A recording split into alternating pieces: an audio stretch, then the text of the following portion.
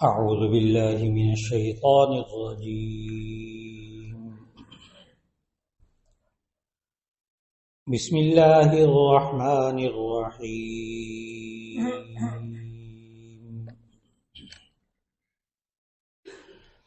وَيَوْمَ تَشَقَّقُ السَّمَاءُ بِالْغَمَامِ وَنُزِّلَ الْمَلَائِكَةُ تَنزِيلًا الْمُلْكُ يَوْمَئِذٍ الْحَقُّ لِلرَّحْمَنِ وَكَانَ يَوْمًا عَلَى الْكَافِرِينَ عَسِيرًا صدق اللہ العظیم۔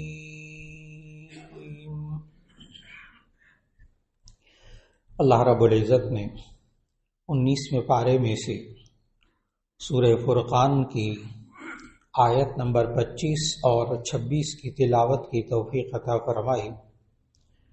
اللہ تعالیٰ نے قیامت کے دن کا نقشہ اور قیامت دن کے حالات بیان کرتے ہوئے ارشاد فرمایا وَيَوْمَ تَشَقَّقُ السَّمَاءُ بِالْغَمَامِ، اور جس دن کے آسمان شق ہو جائے گا، پھٹ جائے گا، بالغمام بادلوں کے ساتھ، وَنُزِّلَ الْمَلَائِكَةُ تَنزِيلًا، اور فرشتے اتریں گے لگاتار، الملک یومئذ الحق للرحمن، بادشاہت، سچی بادشاہت اس دن صرف رحمان کی ہوگی جو نہایت رحم کرنے والا ہے۔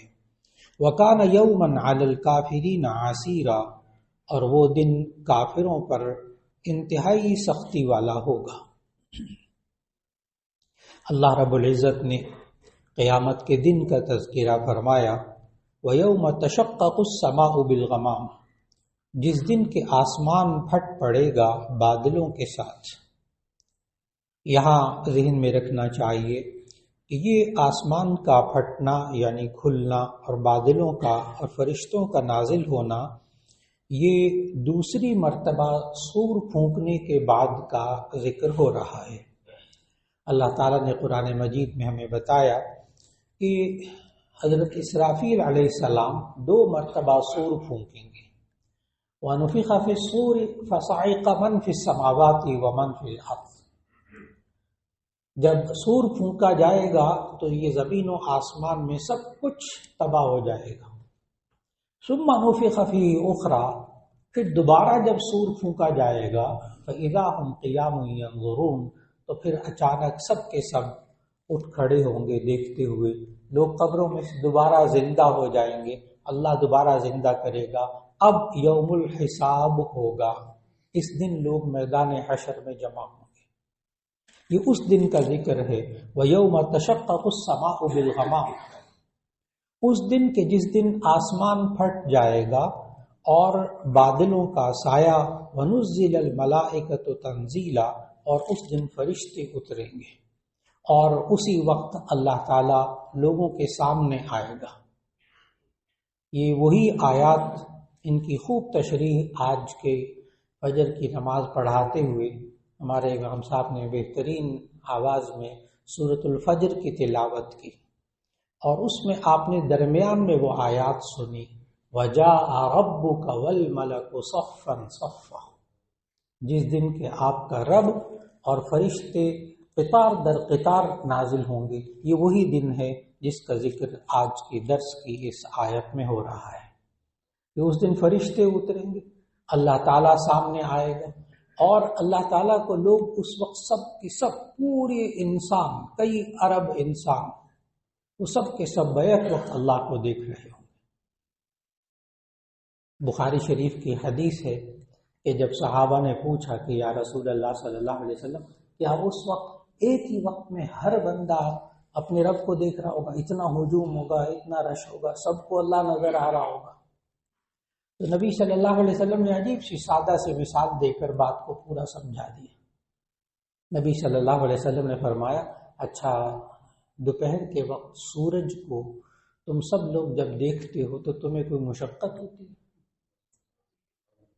بڑی بخاری شریف کی حدیث، کہ جب سورج کو تم دوپہر کو دیکھتے ہو تو کیا تمہیں کو دیکھنے میں مشقت ہوتی ہے؟ کبھی کسی کو نظر آ رہا ہے، کسی کو نظر نہیں آ رہا، نہیں، وہ اتنی دور ہوتا ہے، کئی لاکھ کلومیٹر دور، اور وہ دور اتنا کہ دنیا میں سے جہاں جہاں دن ہوتا ہے وہاں ہر ایک انسان کو وہ سورج نظر آ رہا ہوتا ہے۔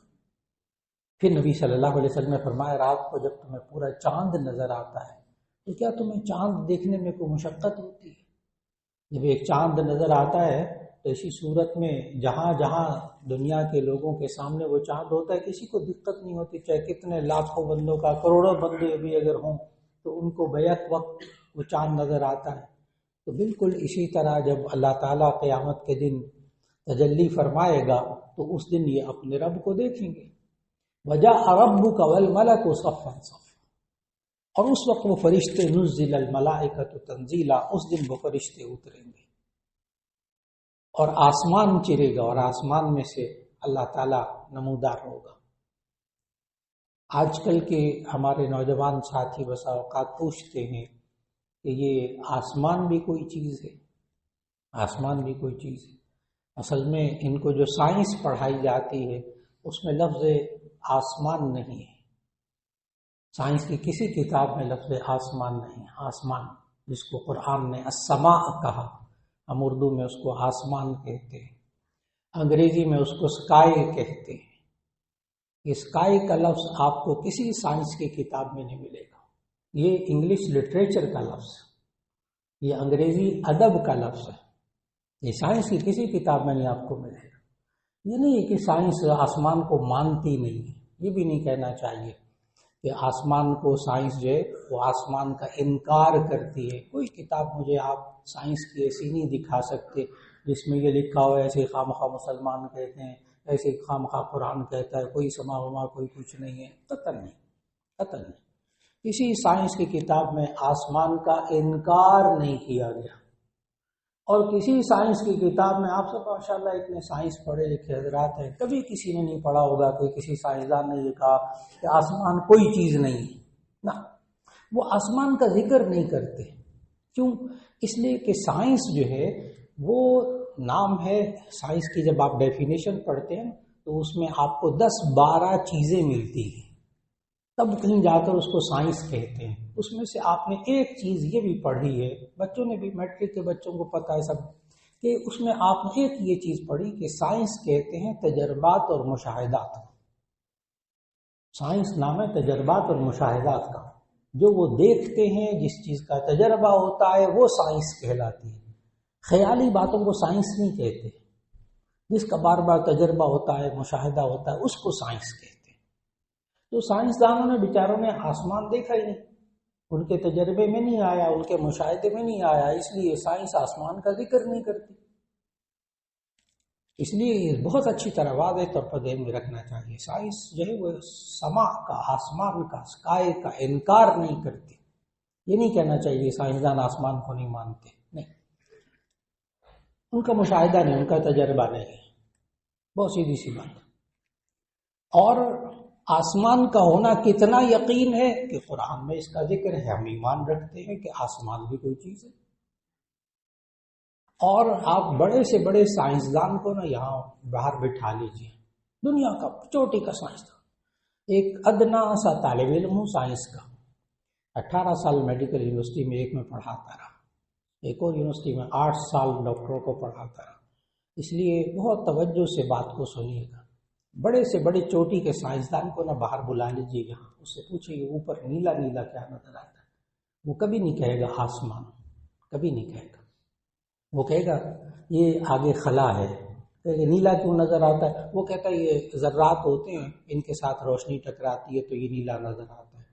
آپ کا ایک چھوٹا سا سوال آسان سا کہ اس سے اوپر کیا ہے، آگے کیا ہے، تو وہ آگے بتاتا ہے کہ اتنے سیارے ہیں، مشتری ہے، عطارد ہے، نیپچون ہے، مریخ ہے، فلاں ہے، عطارد ہے، وہ ستاروں سیاروں کے نام بتائے گا۔ بس آپ کا ایک چھوٹا سا سوال، بچوں والا سوال، اس سے آگے کیا ہے، وہ آگے بھی بتائے گا کہ اتنے لاکھ کروڑ میل کلومیٹر پتہ نہیں کیا، وہ اس سے آگے کیا ہے، تو وہ آگے کہے گا آگے اسپیس، خلا، خلا. جب وہ کہے نا آگے خلا ہے تو پھر آگے تھوڑا سا سوال کر لیجیے گا اس سے آگے کیا ہے. تو وہ پھر کہے گا خلا. ایک دفعہ اسی طرح ڈاکٹر حضرات کے یہاں بات ہو رہی تھی تو اس موضوع کو لیا اور وہ ذرا لمبا تھا کافی، کرتا رہا کہ اس کے بعد یہ ہے، اس کے بعد خلا ہے. کیونکہ ہمارے یہاں جامعہ شفیہ میں اسٹرانومی پوری پڑھاتے ہیں. علماء اسٹرانومی کے کتنے ماہر ہیں، سے اندازہ لگا لیں کہ میرے جو شیخ حضرت مولانا موسیٰ روحانی بازی، ان کو مولانا موسیٰ خان رحمۃ اللہ علیہ کہتے، جن سے میں نے ترمذی شریف مکمل پڑھی، جن کا حوالہ اپنے بیانات میں بار بار دیتا ہوں ترمذی کا، تو ان سے پوری ترمذی پڑھی. اب وہی کتاب اللہ نے توفیق دی ہوئی پڑھانے کی بھی. وہ جنہوں نے ترمذی کتاب ہمیں پڑھائی انہوں نے اسٹرانومی کے اوپر کتاب لکھی، فلکیات صغریٰ فلکیات کبریٰ. اور پتہ ہے یہ جو فلکیات صغریٰ فلکیات کبریٰ اسٹرانومی پہ جو کی کتاب ہے نا، یہ اس وقت پنجاب یونیورسٹی کی MSc اسپیس سائنس کے سلیبس میں شامل ہے. اس لیے جب میں بات کروں نا تو آپ توجہ سے سنیے گا کہ اس سارے چیز کا مطالعہ کرنے کے بعد پھر بات کر رہا ہوں. یہ سارا کچھ پڑھا الحمدللہ، سارا کچھ ہمیں پڑھایا گیا.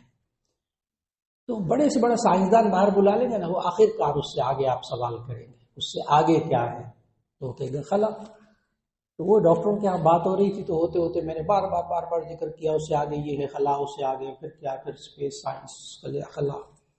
تو وہ ایک ڈاکٹر صاحب کو نا بڑا جوش آ گیا ایک دم، کہنے لگے پھر اس کا مطلب ہوا یہ دنیا ہے ہی بیت الخلا. میں نے کہا بالکل ٹھیک سمجھے. اب وہ بات کو کہیں اور لے گئے نا، یہ دنیا ہے ہی بیت الخلا یعنی خلا کا گھر، خلا کا گھر، تو یہ ہے ہی خلا سارا.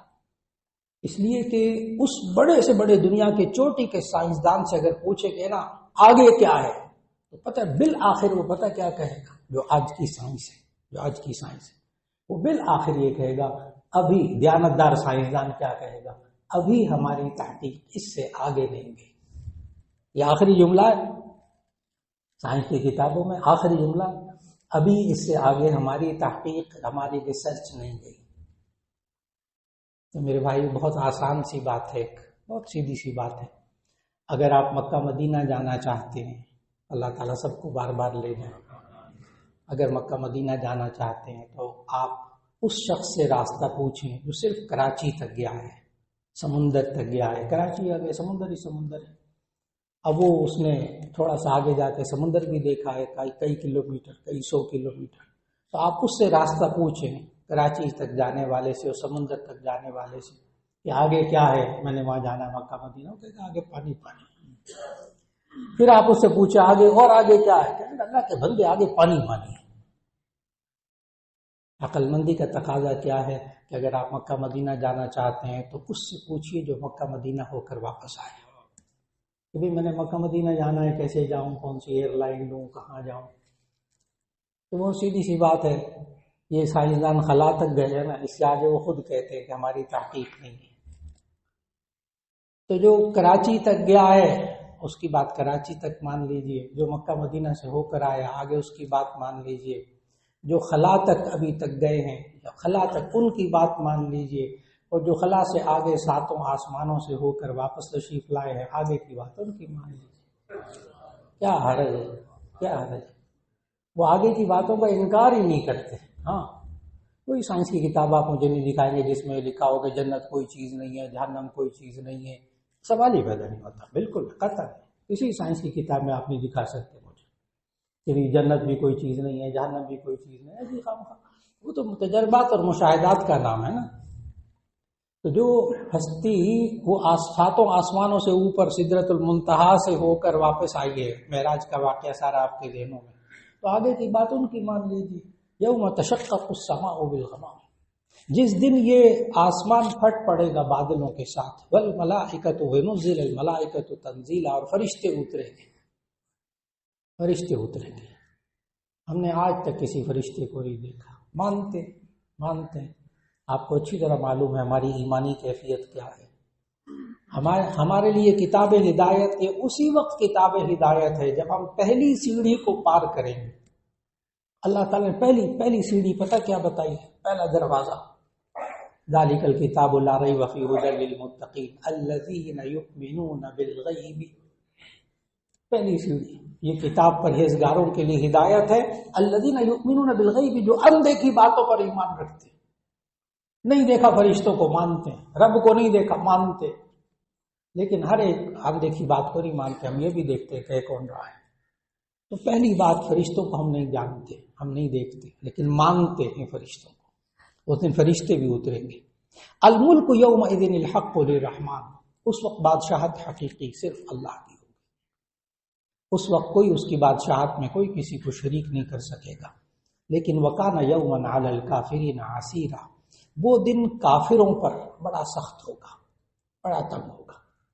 کافر کا لفظی مطلب ذہن میں رکھ لیجئے گا، کافر کہتے ہیں انکار کرنے والا، کافر کا لفظی مطلب انکار کرنے والا، اس کی ضد، اس کا اپوزٹ مومن، مومن، ایمان کی ضد کفر، مومن کا معنی بات کو ماننے والا اور کافر کا معنی انکار کرنے والا۔ کس چیز کے انکار کرنے والے کو کافر کہیں گے؟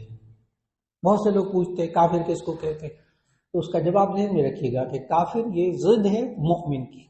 مومن کس کو کہتے ہیں؟ ایمان لانے والے کو۔ ایمان کس کو کہتے ہیں؟ یہ بات نبی صلی اللہ علیہ وسلم نے حدیث جبریل میں سنا ہے، اور جبرائیل علیہ السلام آئے، انہوں نے سوالات کیے، تو انہوں نے ایک سوال یہ کیا تھا، مل ایمان، کہ ایمان کیا ہوتا ہے؟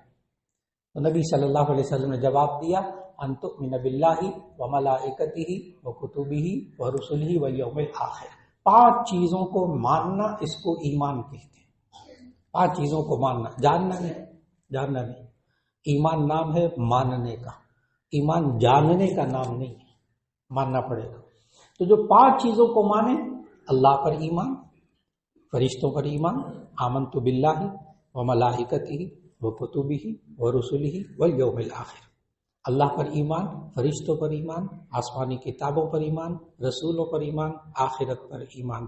ان 5 باتوں پر ایمان رکھنے والے کو مومن کہتے ہیں، اور ان 5 باتوں میں سے کسی ایک کے انکار کرنے والے کو کافر کہتے ہیں۔ اب بات مکمل ہو گئی۔ ان 5 باتوں میں سے کسی ایک کا بھی انکار کرے گا وہ کافر، کافر کا معنی انکار کرنے والا۔ کس چیز کا انکار؟ ان 5 باتوں میں سے کسی ایک کا انکار کرنے والا، جو اللہ نے ہمیں قرآن میں بتایا۔ تو اس دن کافر کے لیے دن بڑا سخت ہوگا، اور وہ دن اتنا لمبا ہوگا۔ سورہ سجدہ کی آیت نمبر 4 کی جب آپ تلاوت کریں گے نا، سورہ سجدہ آیت نمبر 4، الف سنۃ مما تعدون، کان مقدارہ الف سنۃ مما تعدون، اس دن ایک دن جو ہے وہ 1000 سال کے برابر ہوگا۔ الف سنۃ، ایک دن 1000 سال کے برابر۔ اور جب آپ سورۃ المعارج کی آیت نمبر 5 پڑھیں گے تو آپ کو عجیب بات ملے گی، 50 الف سنہ سأل سائل بعذاب واقع ليس له للكافرين على المعارج تعرج الملائكة والروح في يوم كان مقداره 50 الف سنہ، 50,000 سال کی مقدار ہوگا ایک دن۔ حشر کا وقت، جس دن اللہ حساب و کتاب لے گا، وہ ایک دن 50,000 سال کے برابر۔ لیکن آپ کے لیے خوشخبری ہے، نبی صلی اللہ علیہ وسلم نے فرمایا، صحابہ ستہ کی حدیث بتانے لگا، صحابہ نے عرض کیا یا رسول اللہ صلی اللہ علیہ وسلم، وہ 50,000 سال کیسے گزرے گے؟ یہاں تو 60-70 سال کی زندگی گزرتے ہوئے پتہ چل جاتا ہے، یہ 50,000 سال کیسے گزرے؟ نبی صلی اللہ علیہ وسلم نے فرمایا، غور سے سننے والی بات ہے، کیونکہ آپ نے ابھی بھی فجر کی نماز پڑھی ہے ماشاءاللہ۔ نبی صلی اللہ علیہ وسلم نے فرمایا، ایک مومن کے لیے یہ 50,000 سال اتنا ہی وقت ہوگا جتنے وقت میں آپ ایک فرض نماز ادا کرتے۔ مفسرین نے اس آیت کی تفسیر میں لکھی والی حدیث کہ مومن کے لیے 50,000 سال کا جو وقت ہوگا وہ کیسے ہوگا؟ جیسے آپ فرض نماز پڑھتے ہیں، ابھی فجر کی فرض نماز پڑھی ہے نا، بس اتنا ہی ٹائم لگے گا مومن کو، مومن کے لیے اتنا ہی وقت ہوگا۔ اللہ وہاں مومن کے اوپر ایسا سکون اتارے گا کہ اس کو 50,000 سال گزرنے کا پتہ ہی نہیں چلے گا۔ اور یہ اللہ نے قرآن مجید میں ہمیں دنیا میں کر کے دکھایا، انسانوں پر پریکٹیکل کر کے دکھایا۔ دو مشہور واقعات، ایک اصحاب کہف والا، اصحاب کہف والا 300 سال اللہ نے ان کو رکھا، اور جب اللہ نے دوبارہ اٹھایا تو کہنے لگے کہ اچھا جاؤ پھر یہ پیسے ہیں ذرا کھانا وانا لے کر آؤ، تو پتہ چلا کہ وہ 300 سال پرانے سکے، 300 سال کا وقت گزر گیا۔ اور دوسرا واقعہ آپ کو ملے گا عزیر علیہ السلام والا، عزیر علیہ السلام والا بڑی تفصیل کے ساتھ، کہ عزیر علیہ السلام نے کہیں کہہ دیا اللہ تعالیٰ سے کہ جب یہ ساری دنیا فنا ہو جائے گی تو پھر دوبارہ کیسے زندہ کرے گا، اے اللہ کیسے زندہ کرے گا؟ تو اللہ نے ان کو 100 سال کی نیند میں سلا دیا، اور جب جاگے تو پوچھا کم لبثت، اتنی دیر ٹھہرے رہے؟ کہنے لگے یہی 1 دن اور کچھ وقت، بس اتنا ہی بس۔ تو آپ کو سمجھ میں آ رہا ہوگا کہ اس وقت ٹائم کا، وقت کا مالک بھی اللہ ہوگا، جس کے لیے چاہے گا وہ 50,000 سال کا بنا دے گا، جس کے لیے چاہے گا وہ 1000 سال کا بنا دے گا، اور نماز پڑھنے والوں کے لیے ایک فرض نماز کے وقت کے برابر ہو جائے گا۔ اللہ اس دن ہمارے لیے اس دن کو اتنا ہی آسان فرما دے۔ الحمدللہ رب العالمین، اللہم صلی علی سیدنا و مولانا محمد وعلی آل سیدنا و مولانا محمد مبارک وسلم۔ یا اللہ ہم سب کے گناہوں کو معاف فرما، ہماری لغزشوں کو، کوتاہیوں کو معاف فرما۔ یا اللہ قیامت کے دن کی جتنی سختیاں ہم سب کے لیے آسان فرما دے۔ یا اللہ اس دن واقعی ہمارے لیے اتنی سہولت فرما دے جتنا نماز پڑھنے میں وقت لگتا ہے۔ یا اللہ آج ہمیں نماز پابندی سے پڑھنے کی توفیق عطا فرما دے، تاکہ میدان حشر میں ہمارے لیے تمام آسانیاں اللہ فراہم فرما دے۔ یا اللہ ہمیں قرآن حکیم کو خوب تلاوت کرنے کی توفیق عطا فرما، اس کو اچھی طرح سمجھنے کی توفیق عطا فرما، اس کے مطابق عمل کرنے کی توفیق عطا فرما، اس قرآن حکیم کے پیغام کو لوگوں تک پہنچانے کی توفیق عطا فرما۔ یا اللہ تمام بیماروں کو شفائے کاملہ نصیب فرما۔ ہمارے ایک نمازی جمشید صاحب کئی روز سے بیمار ہیں، پکے نمازی یہاں کے، دعا فرمائیے اللہ تعالیٰ ان کو صحت عطا فرمائے، کئی دن سے وہ نماز میں نہیں آ رہے، اللہ ان کو کامل صحت عطا فرما۔ یا اللہ جتنے بیمار ہیں سب کو شفا عطا فرما، جو پریشان حال ہے ان کی پریشانی کو دور فرما۔ یا اللہ ہم سب کو ایمان پر ثابت قدمی نصیب فرما، ایمان پر خاتمہ نصیب فرما۔ یا اللہ سب کو سکون والی زندگی عطا فرما، سب پر اپنی رحمت نازل فرما، ہمارے گھروں پر رحمت نازل فرما۔ یا اللہ ہمارے کاروبار پہ رحمت نازل فرما۔ یا اللہ برکت والا رزق عطا فرما دے۔ یا اللہ اس ملک پر رحمت نازل فرما، اس ملک کو ہر طرح کے فتنے اور شر سے اور ہر طرح کی بے چینی اور اضطراب سے، یا اللہ ہر طرح کے نقصان سے اس ملک کی حفاظت فرما لے۔ یا اللہ ہم سب پر اپنی رحمت نازل فرما دے۔ وصلی اللہ تعالی علی خیر خلقہ محمد وآلہ واصحابہ اجمعین برحمتک یا ارحم الراحمین۔